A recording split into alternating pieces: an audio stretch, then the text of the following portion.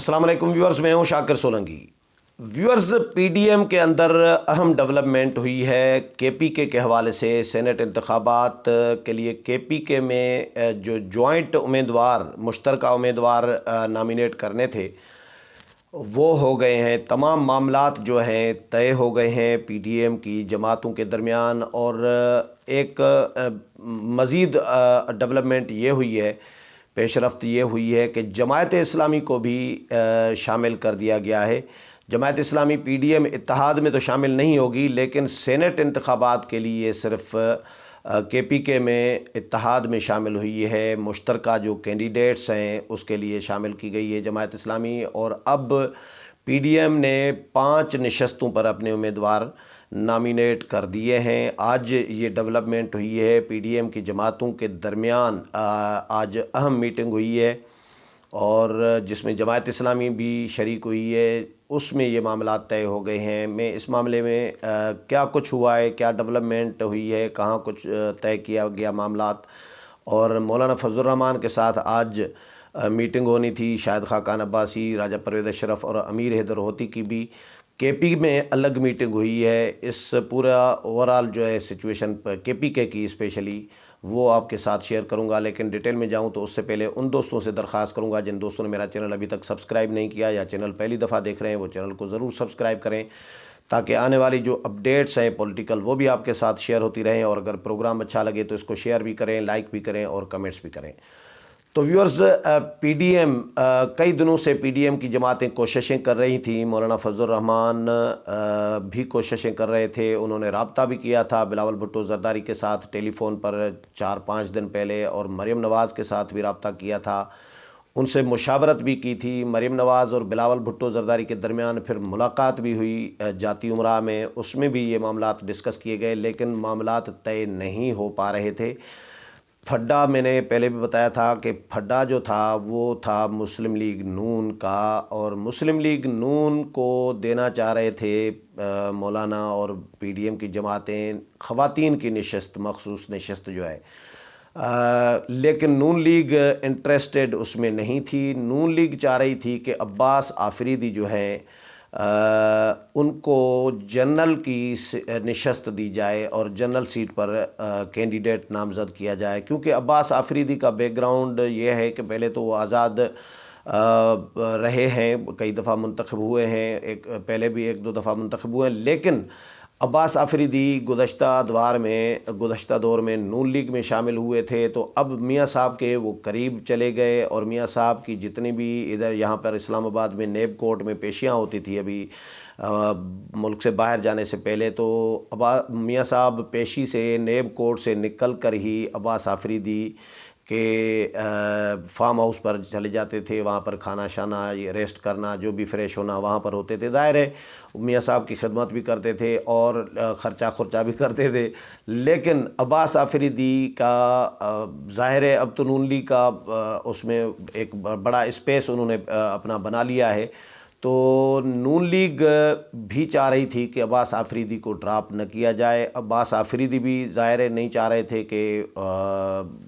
وہ وڈرا ہوں، کیونکہ نون لیگ کو خطرہ یہ تھا کہ اگر عباس آفریدی کو ہم نے وڈرا کرایا تو عباس آفریدی آزاد حیثیت میں بھی الیکشن لڑ سکتے ہیں، یہ خطرہ تھا نون لیگ کو، اس لیے نون لیگ ان کو مس نہیں کرنا چاہ رہی تھی، ڈراپ کرنا نہیں چاہ رہی تھی۔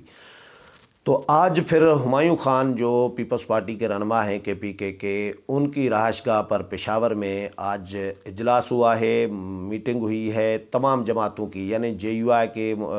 لطف الرحمان صاحب تھے اور باقی بھی ان کے ساتھی تھے۔ پیپلز پارٹی کی طرف سے جو وفد تھا اس کی قیادت فرحت اللہ بابر کر رہے تھے، اور اسی طرح نون لیگ کے وفد کی قیادت عباس آفریدی کر رہے تھے، جماعت اسلامی کے عنایت اللہ خان تھے اور ہدایت اللہ خان تھے پھر اے این پی کی طرف سے۔ تو ان تمام جماعتوں کے رہنماؤں کا وہاں پر کے پی کے میں پشاور میں اہم اجلاس ہوا، مشاورت ہوئی۔ اس میں پہلے تو آئیڈیا یہ تھا کہ 4 نشستیں پی ڈی ایم لے سکتا ہے یا لے لے گا، آرام سے نکال لے گا، 2 نشستیں جنرل کی اور 1 خواتین کی، 1 ٹیکنوکریٹ کی۔ مولانا کی تجویز یہ تھی نون لیگ اور پیپلز پارٹی کو، اے این پی کو، کہ جے یو آئی کے پاس 15 ممبران ہیں، اے این پی کے پاس 12 ممبران ہیں، اور پیپلز پارٹی اور نون لیگ کے پاس 6 اور 7 یعنی 13 ممبران ہیں ان کے پاس۔ تو پیپلز پارٹی اور نون لیگ، پیپلز پارٹی کو دیا جائے ٹیکنوکریٹ کی نشست فرت اللہ بابر کے لیے، اور نون لیگ کو خواتین کی نشست دی جائے، اور باقی 2 جو جنرل نشستیں ہیں وہ جے یو آئی ایک لے لے اور ایک اے این پی لے لے، یہ تجویز تھی، لیکن نون لیگ نہیں مان رہی تھی۔ تو آج پھر یہ طے کیا گیا ہے کہ 5 نشستیں کر دی گئی ہیں، 5 کینڈیڈیٹ مشترکہ طور پر کھڑے کیے گئے ہیں، جن میں جماعت اسلامی کو بھی شامل کیا گیا ہے، اور اس میں طے یہ کیا گیا ہے کہ جو 5 میں سے 3 جنرل کی نشستیں پی ڈی ایم لے سکتا ہے، یہ توقع کی جا رہی ہے، یہ یعنی پر امید ہے پی ڈی ایم کی جماعتیں جو ہیں، پی ڈی ایم اتحاد پر امید ہے کہ 3 نشستیں، 2 نہیں بلکہ 3 نشستیں، جماعت اسلامی بھی ساتھ مل گئی ہے نا، تو 3 نشستیں ہم آسانی سے لے سکتے ہیں جنرل کی، اور 2 نشستیں ہم جو ہے ایک ٹیکنوکریٹ کی، ایک خواتین کی، یعنی ٹوٹل 5۔ تو 3 جو جنرل کی ہیں ان میں ایک مسلم لیگ نون کو دی گئی ہے، اور ایک جے یو آئی کو، ایک اے این پی کو، یعنی جے you I, a N P اور مسلم لیگ نون، یہ 3 جماعتیں جو ہیں ان کو دی گئی ہیں 3 جنرل کی نشستیں، ایک ایک ہر جماعت کو، اور ٹیکنوکریٹ کے لیے پیپلز پارٹی کو سیٹ دی گئی ہے، پیپلز پارٹی کے کینڈیڈیٹ فرت اللہ بابر کھڑے ہیں، باقی خواتین والی نشست پر جماعت اسلامی کو کے امیدوار کو سپورٹ کیا گیا ہے۔ تو آج بہرحال یہ بڑی ڈیولپمنٹ ہے، معاملات طے ہو گئے ہیں، اور پی ڈی ایم نے جماعت اسلامی حالانکہ متحدہ مجلس عمل کے پلیٹ فارم سے جے یو آئی کے ساتھ مل کر انہوں نے الیکشن لڑا ہے، لیکن مرکز میں بھی، اور لیکن جماعت اسلامی جے یو آئی کے ساتھ نہیں ہوتی، نہ پی ڈی ایم اتحاد میں شامل ہوتی ہے۔ ہاں البتہ 2018 کے الیکشن کے فوراً بعد جو مولانا نے پہلی اے پی سی بلائی تھی، وہ جماعت اسلامی کے رہنما ہیں اسلام آباد میں میاں اسلم، ان کی رہائش گاہ پر بلائی تھی، جس میں ظاہر ہے میاں اسلم کی رہائش گاہ پر اے پی سی تھی تو جماعت اسلامی بھی شریک تھی، لیکن اس کے بعد پھر جماعت اسلامی نے پی ڈی ایم اتحاد جب بنا تو اس وقت یہ شامل نہیں ہوئے، اور پی ڈی ایم اتحاد بننے سے پہلے بھی مرکز میں قومی اسمبلی میں جماعت اسلامی کے ایک ممبر ہیں جو منتخب تو منتخب ایم ایم اے کے پلیٹ فارم سے ہوئے ہیں، لیکن وہ ان کی اپنی سیاست ہوتی ہے۔ جے یو آئی کے 15 ممبران ہیں قومی اسمبلی میں، اور ان کے ہیں جماعت اسلامی کا ایک ہے۔ تو جماعت اسلامی کے جو ممبر ہیں وہ جے یو آئی کے ممبرز کا ساتھ نہیں دیتے، کبھی بھی وہ نہیں دیتے، بائیکاٹ ہوا، احتجاج ہوا، واک آؤٹ ہوا